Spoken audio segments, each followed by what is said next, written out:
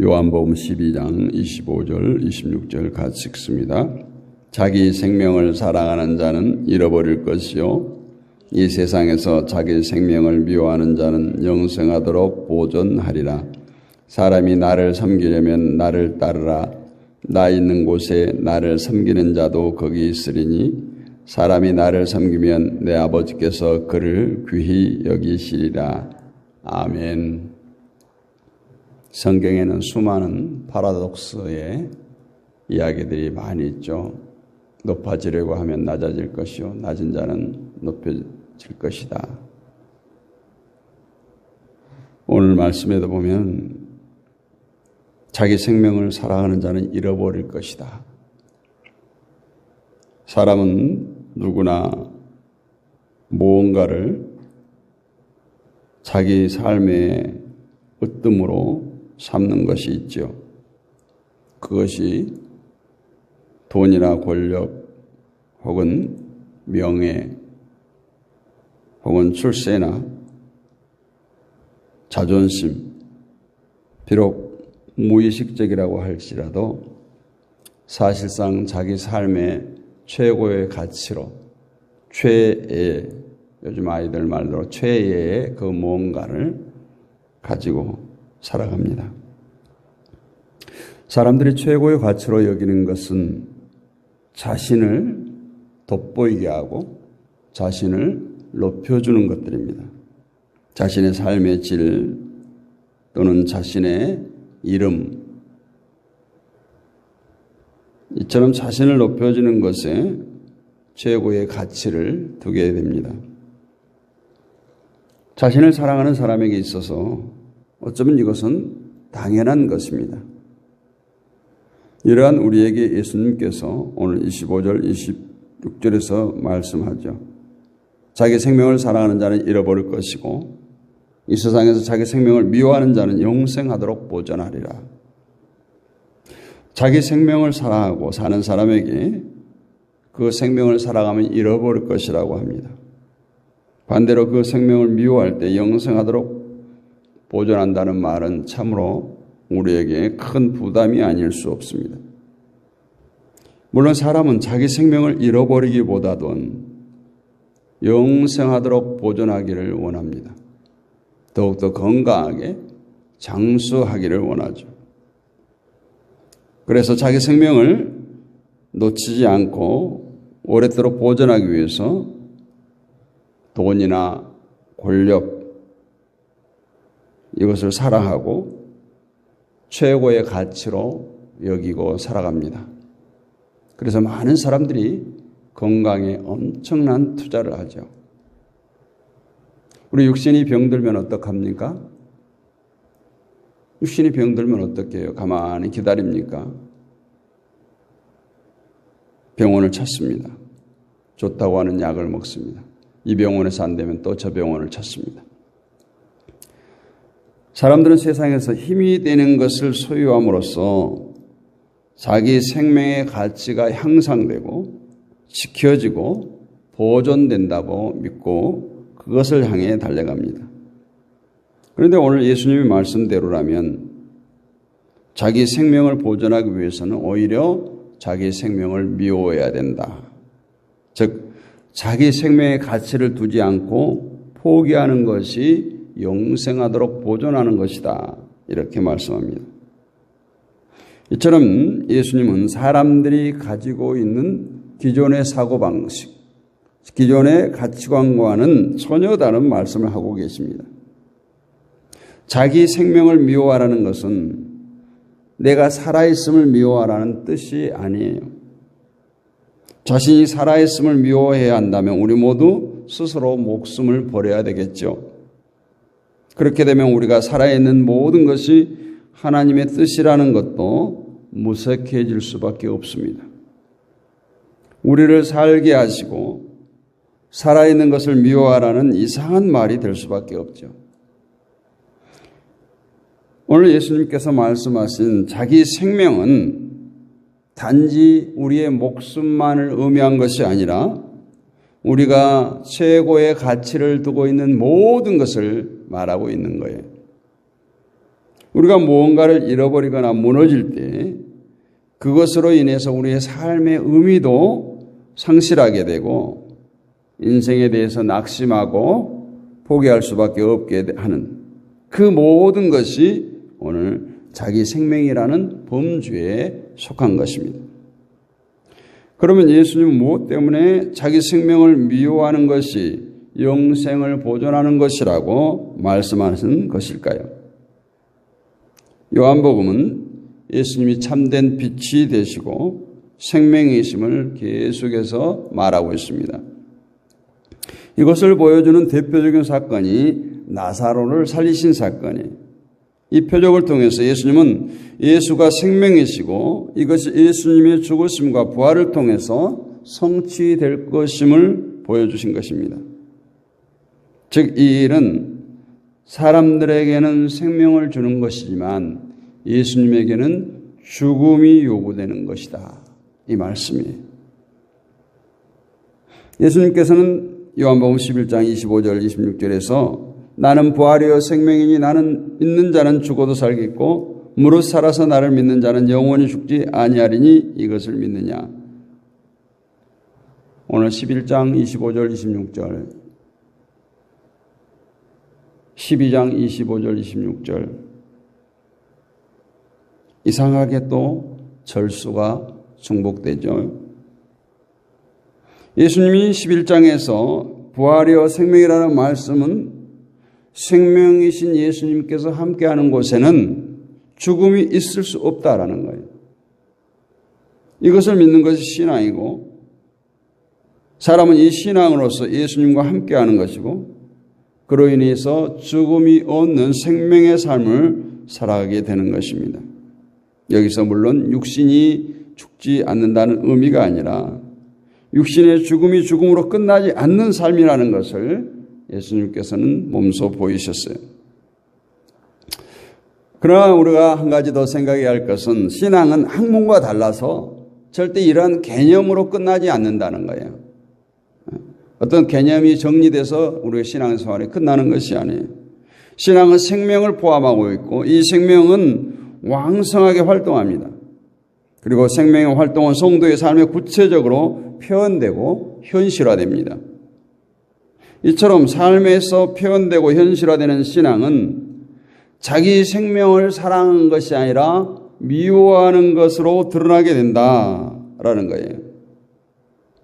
그래서 자기 생명을 미워한다는 것은 성도가 실천해야 할 덕목이 아니라 자신의 죽음에서 예수 그리스도가 빛이시고 참된 생명이었음을 깨달은 성도에게서 보여지는 자연스러운 결과물이다라고 볼 수 있습니다. 사람이 자기 생명을 사랑할 때 과연 예수님께서 주신 하늘의 참 생명을 볼 수가 있겠습니까? 자기 생명의 가치를 두고 살아갈 때 참된 생명의 가치는 뒤로 물러날 수밖에 없습니다. 때문에 자기 생명을 사랑하는 것이 곧 잃어버린 것임을, 참된 생명을 잃어버린 것임을 오늘 예수님께서는 말씀하고 있어요. 요한복음 12장에는 예수님에게 향유를 부은 마리아의 이야기가 있죠. 우리가 앞서서 말씀드린 바와 같이 예수님께 향유를 부은 마리아의 이야기는 자신의 전부를 포기하면서 예수님을 사랑하는 모습을 그대로 보여주는 거예요. 이 마리아의 이야기를 오늘 본문 말씀과 연관지어 볼 때 자기 생명을 미워한다는 것은 자신의 가장 소중한 것을 포기하고 자신의 전부를 포기하고 오직 예수님을 위해서 예수님을 선택하고 예수님을 위해서 그 소중한 것을 쏟아붓는 것을 오늘 자기 생명을 포기한 것이다 라고 말할 수 있습니다. 그런데 우리는 자기 생명을 사랑하고 유지하면서도 한편으로는 참된 생명을 잃지 않고 싶어 합니다. 즉, 두 마리 토끼를 잡겠다는 욕심을 가지고 있어요. 그래서 세상은 세상대로 살면서 예수님에 대한 믿음은 믿음대로 유지하려고 합니다. 세상에 대한 가치관을 버리지 못해요.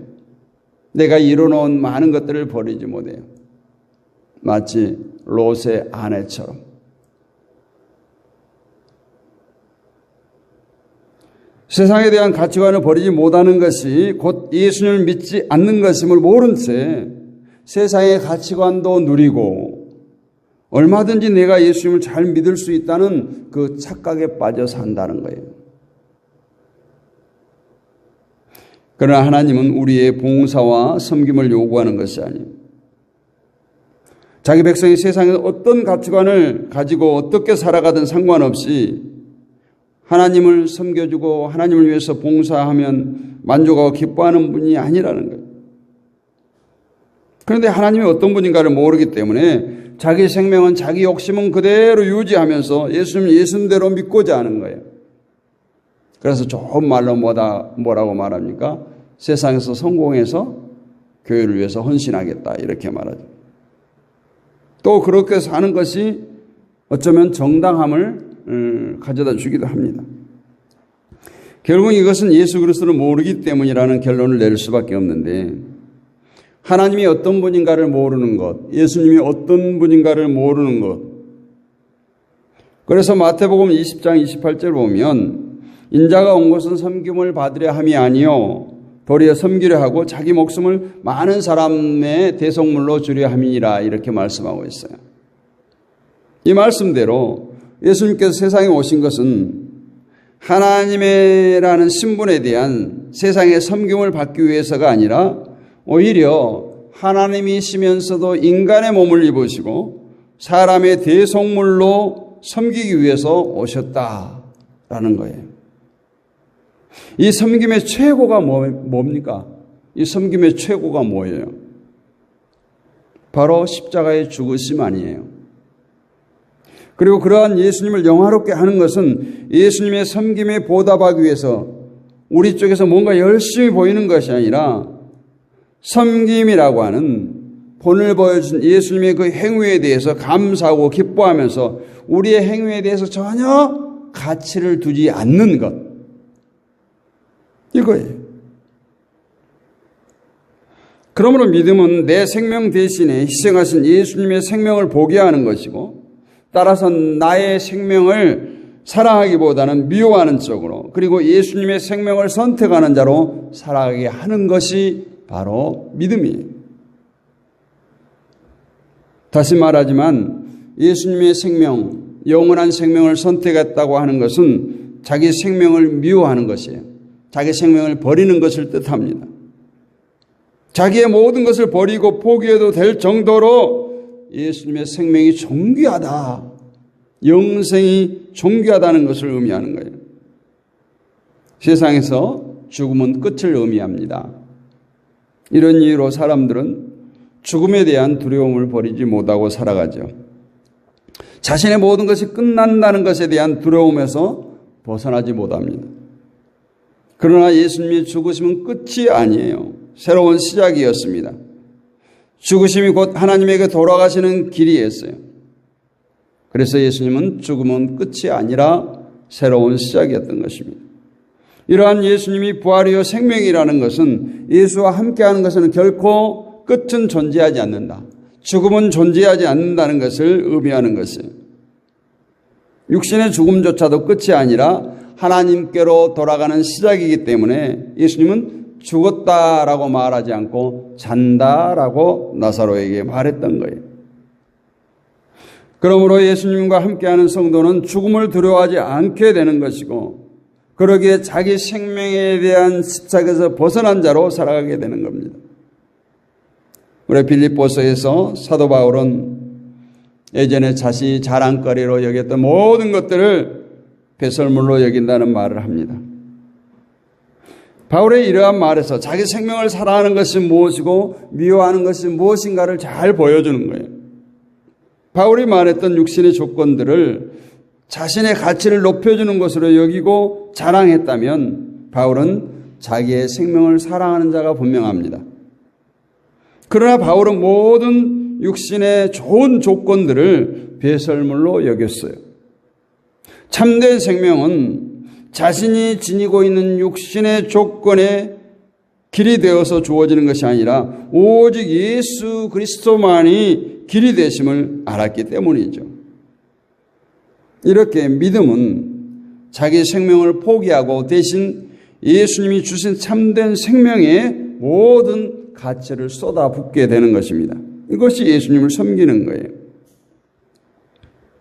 예수님은 나를 섬기려면 자기를 부인하고 자기 십자가를 지고 나를 따르라고 말씀합니다. 예수님을 따르는 것이 곧 예수님을 섬기는 것이고, 예수님을 따르기 위해서는 또 다른 하나를 포기해야 할 것이 요구되기 때문에 결국 자기 생명을 버리고 예수님의 주신 생명에 대해서 감사하며 예수님을 사랑하는 자로 살아가는 것이 예수님을 섬기는 길이라 결론 내릴 수가 있는 것입니다. 이처럼 섬김은 행위가 아니라 사랑이에요. 우리가 어떤 행동을 얼마나 부지런히 하느냐에 의해서 섬김이 보여지는 것이 아니라 사랑으로 섬김이 보여지게 되는 것입니다. 예수님을 따르는 것은 세상의 그 어떤 것에도 가치를 두지 않는 거예요. 세상에서 벗어나는 것이 곧 예수님을 따르는 것인데, 세상에 가치를 두는 것이 있다면 그것에 의해서 우리는 발목이 잡히게 될 것이고 결국 예수님을 따르는 것은 불가능하게 되는 것입니다.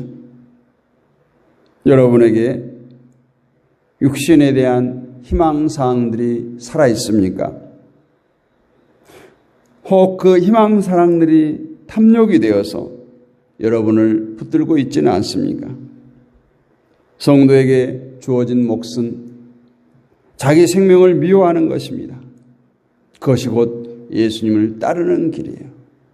내 생명도 유지하고 예수님도 따르고 이거는 있을 수가 없어요. 한 종이 두 주인을 섬길 수 없다고 말합니다.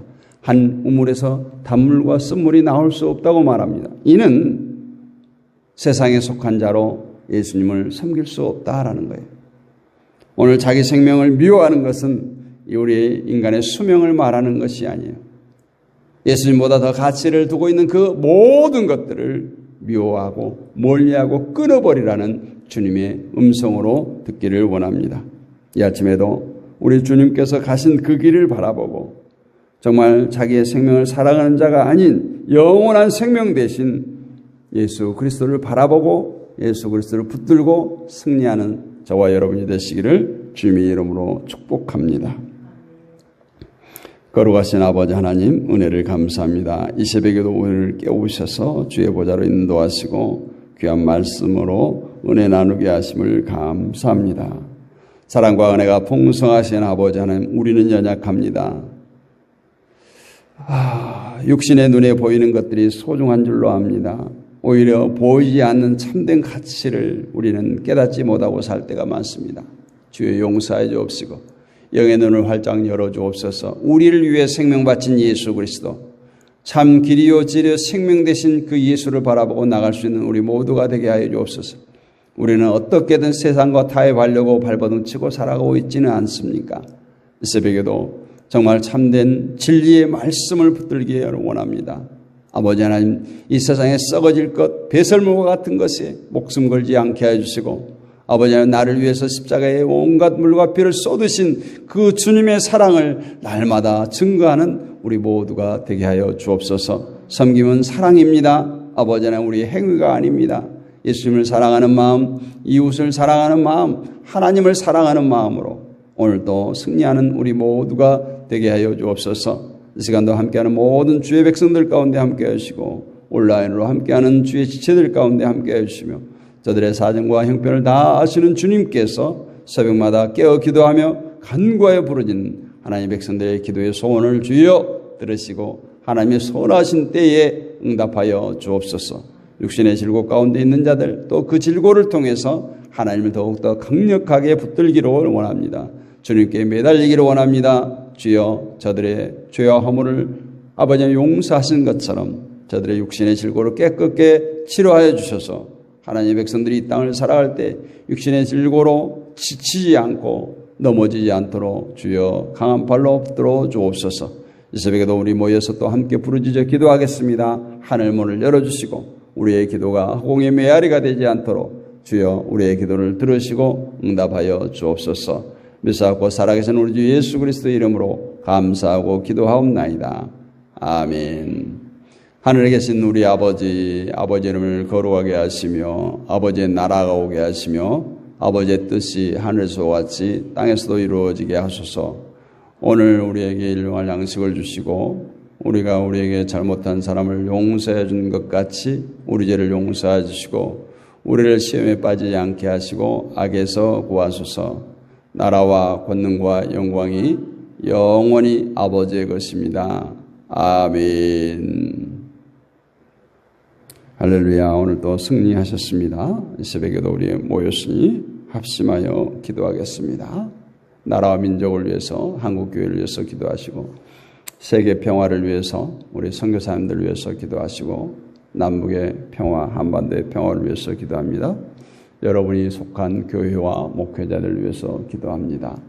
또한 우리 온라인 동역자들을 위해서 기도하시고 또 육신의 질곡 가운데 있는 자들을 위해서 우리 부르짖어 기도하고 무엇보다도 다음 세대 우리 자녀 손들을 위해서 기도하겠습니다. 주여 크게 한번 외치고 기도합니다. 주여 주여 아버지 이 새벽에도 우리를 불러주소서. 아버지 하나님께서 간과하여 부르짖습니다. 아버지 하나님께서 이 새벽에도 부르짖는 모든 주의 백성들의 소원 아버지 하나님께서 부르짖음에 응답하여 주옵소서. 믿음으로 구하는 것은 응답된 줄로 믿으라. 아버지 하나님께서 오래 참고 기다리면 반드시 응답되어짐을 믿사오니 주여 아버지 하나님 이 새벽에도 간과하여 부르짖는 주의 백성들의 기도를 들으시고 응답하여 주옵소서. 아버지 하나님께서 이 나라와 이 민족을 사랑하여 주옵소서. 아버지 하나님의 백성을 아버지 하나님께서 인도하여 주시고 지금까지 아버지 하나님 지켜주시고 부강한 나라로 축복하여 주심을 감사합니다. 아버지 이 나라의 백성을 긍휼히 여기시고 아버지 하나님 불쌍히 여기시고 긍휼을 베푸사 이 백성이 갈 길을 보여주시며 아버지 하나님께서 창조주 하나님을 기억하며 하나님 앞에 무릎 꿇는 백성들 되게 하여 주옵소서. 오 주여 역사하여